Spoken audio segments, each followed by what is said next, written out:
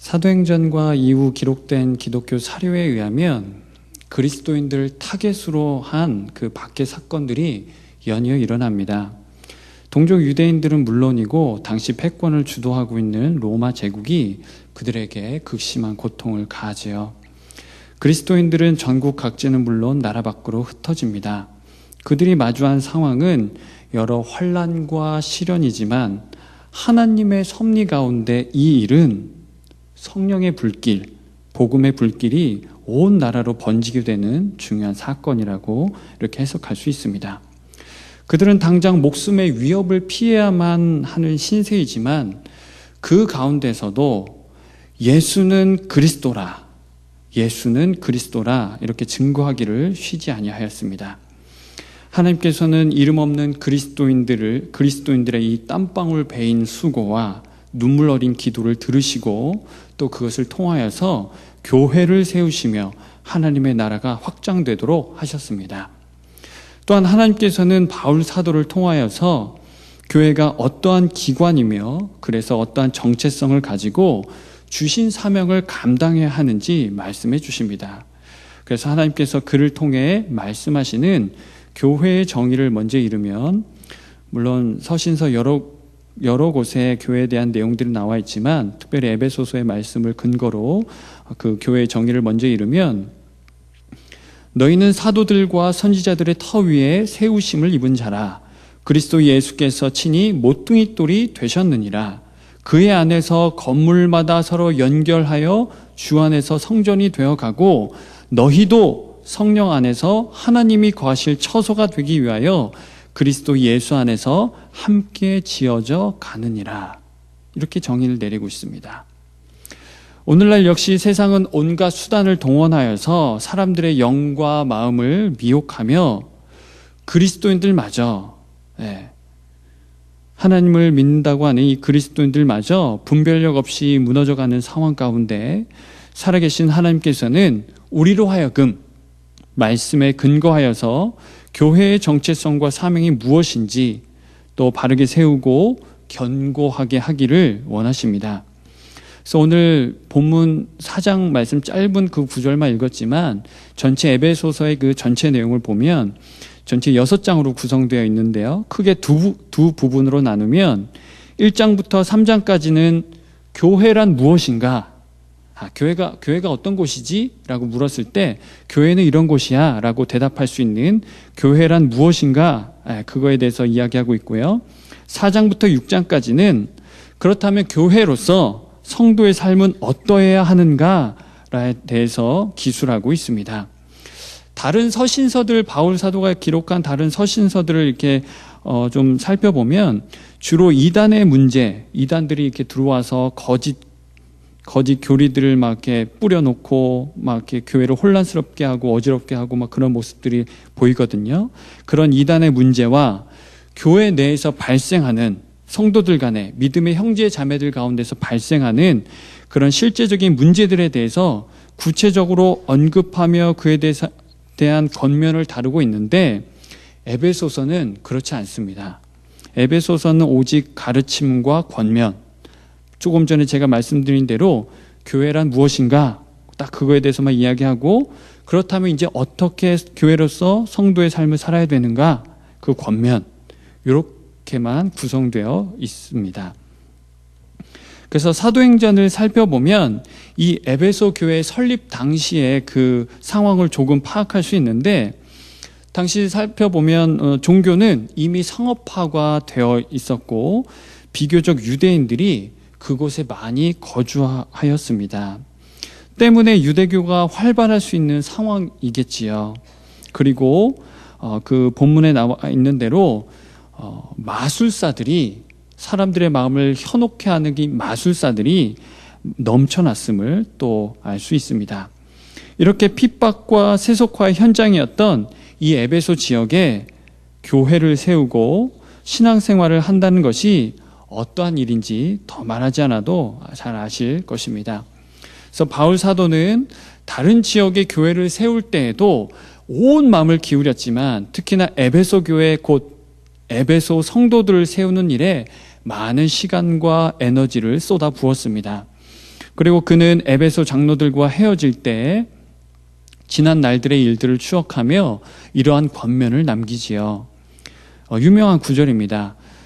내가 달려갈 길과 주 예수께 받은 사명, 곧 하나님의 은혜의 복음을 증언하는 일을 마치려 하면은 나의 생명조차 조금도 귀한 것으로 여기지 아니하노라. 또 한 가지 말씀은 그러므로 여러분이 일깨어 내가 3년이나 밤낮 쉬지 않고 눈물로 각 사람을 훈계하던 것을 기억하라. 이렇게 이야기합니다. 주님의 교회와 성도들을 사랑하여서 그들로 하여금 교회로서 정체성과 삶이 건강하도록 돕고자 했던 것이지요. 그럼에도 에베소 교회 가운데에는 한 가지 연약함 내지는 또 충분히 문제 소지가 될 만한 요소가 있었습니다. 그것은 뭐냐면 한 교회 안에 유대인과 헬라인이 공존하고 있다는 사실입니다. 그 밖에도 여러 가지 문제거리들이 있었겠지만, 다양한 인종들, 사람들이 존재하고 있었겠지만, 크게 두드러진 모습이라 한다면, 유대인과 헬라인이 공존하고 있다. 그러니까 예수 그리스도를 같은 주님으로 모시고 섬긴다고 하는데, 자기들의 그런 익숙한 문화와 사고방식을 쉽게 이렇게 하루아침에 깨트리거나 바꿀 수 없었던 것이죠. 자기 방식대로 신앙의 체계를 세우고 고집할 수 있습니다. 그러니까 극단적으로 이야기하면 유대적 기독교와 복음, 또 헬라적 기독교와 복음 이렇게 나뉘게 된 것입니다. 자기 방식대로죠. 사람이 예수 그리스도 그 복음에 완전히 그냥 녹아지면 좋겠지만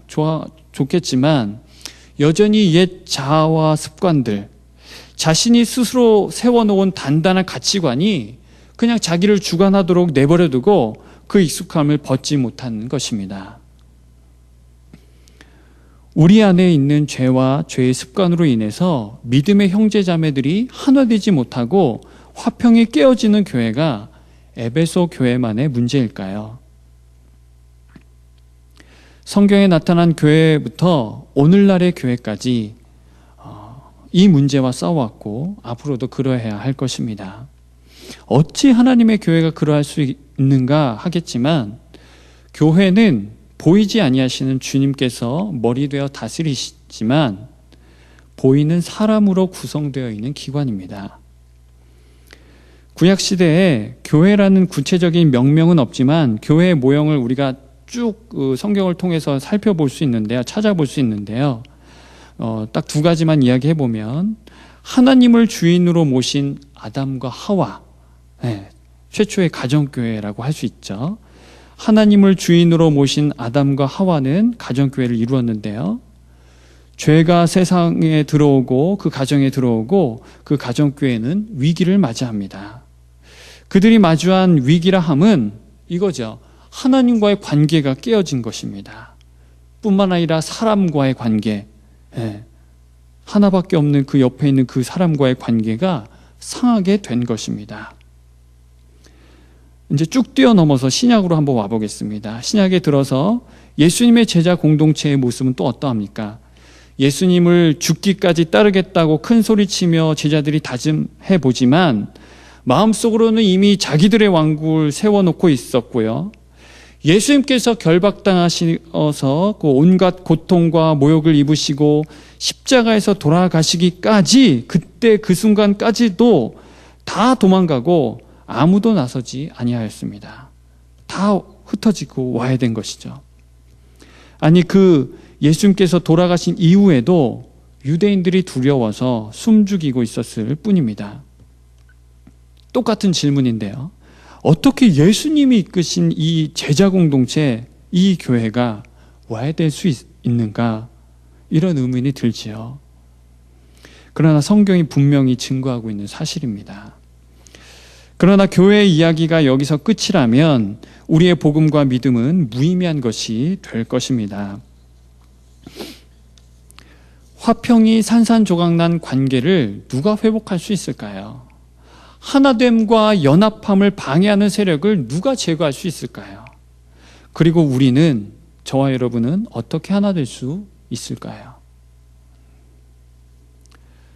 물론 이미 다 답을 알고 계시겠지만 성경도 이처럼 말합니다. 성경이 말하는 해답은 하나님의 말씀이다. 이렇게 이야기하십니다. 하나님의 뭐라고요? 하나님의 말씀이다. 앞에서 언급한 말씀처럼, 제가 서두에 언급한 말씀처럼 사도들과 선지자들의 터 위에 세우심을 입은 자, 아까 교회를 정의할 때 그렇게 이러한 말씀이 있는데요. 그것은 오늘 우리가 들어야 할 복음이고, 그것은 우리가 따라야 할 하나님의 마음과 뜻을 의미합니다. 또한 이 사실에 대해 근거와 동력이 되는 내용은 하나님께서 요한 사도를 통해 주신 말씀에 나타나 있습니다. 태초에 말씀이 계시니라. 이 말씀이 하나님과 함께 계셨으니 이 말씀은 곧 하나님이시니라. 그가 태초에 하나님과 함께 계셨고 만물이 그로 말미암아 지은 바 되었으니 지은 것이 하나도 그가 없이는 된 것이 없느니라. 그 안에 생명이 있었으니, 그 안에 생명이 있었으니. 그리고 우리가 잘 아는 말씀대로 요한복음 1장 14절에 말씀이 무엇이 되어? 잘 아시네요. 말씀이 육신이 되어 우리 가운데 거하심에, 이렇게 증언하고 있습니다. 그렇습니다. 살아계신 하나님께서는 한 세 사람을 지어 화평하게 하셨습니다.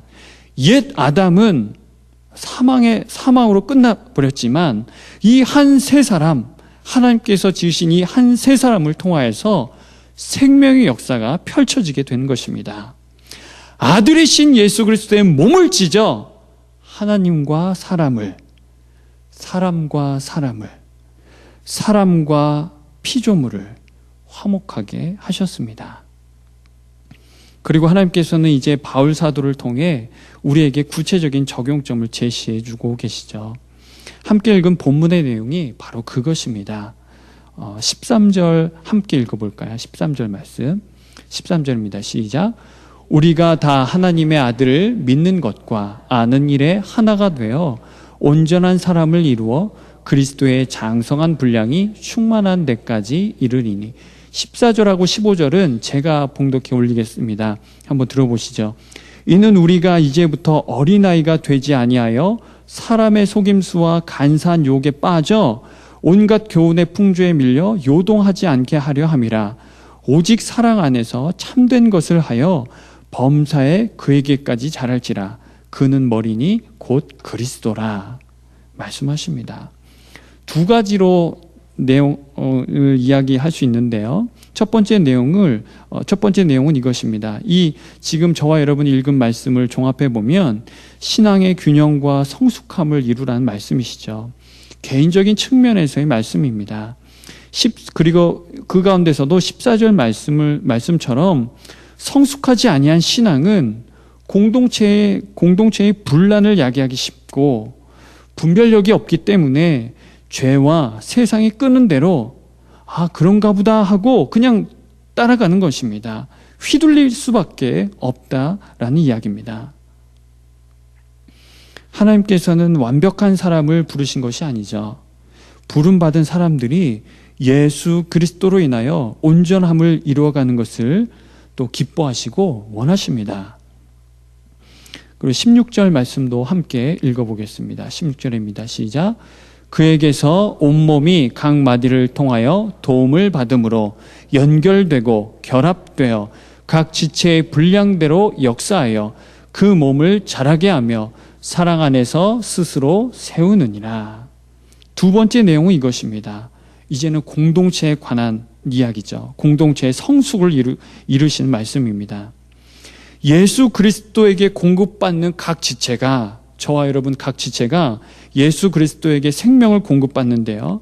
그 생명을 공급받는 각 사람이 서로 연결되고 결합될 때 그 몸이 온전히 자라고 또 이렇게 강건하게 설 수 있다는 내용입니다. 이것이 바로 우리 안에서 역사하시는 분이 예수 그리스도라는 사실을 인정하는 사람들이 감당해야 할 성숙의 훈련인 것입니다. 교회는 생명체입니다. 교회는 뭐라고요? 교회는 생명체입니다. 그러면 그 말이 무엇입니까? 살아있다는 말이죠. 건물 따위가 교회를 이야기할 수 없습니다. 교회는 살아있습니다. 살아있다는 말이고, 그렇기 때문에 감각이 있습니다. 느낀다는 거죠. 찌르면 아프고 함께 기뻐할 수 있는 것입니다. 그러하기에 이 시대에 여러 기관들이 있지만 그 가운데서도 교회는 최후의 그리고 유일한 소망의 기관입니다. 생명이 있기 때문에. 그리고 영혼의 보금자리가 없어서 얼마나 많은 영혼들이 헤매고 있습니까? 죄악의 연료를 계속 이렇게 연신 떼며 빨리 달리는 그 폭주 기관차를 타고 있으면서도 그것이 사망의 세계를 향하고 있다는 사실을 모르는 사람들이 얼마나 많습니까? 그들에게 또한 교회는 영혼의 안전한 보금자리, 요즘에 안전이 그 이슈이잖아요. 안전한 보금자리가 되어야 하며 또 그들이 머물러야 할, 최후에 이르러야 할 종착역이 되어야 하겠습니다. 하나님께서는 저와 여러분이 우리 강서교회가 그러한 기관으로서 주신 사명을 잘 감당할 수 있도록 도우실 것입니다. 여기까지도 도우셨고 앞으로도 그 일들을 중단하지 아니하시고 도우실 것입니다. 새 일들을 행하실 것입니다. 함께 기도하겠습니다.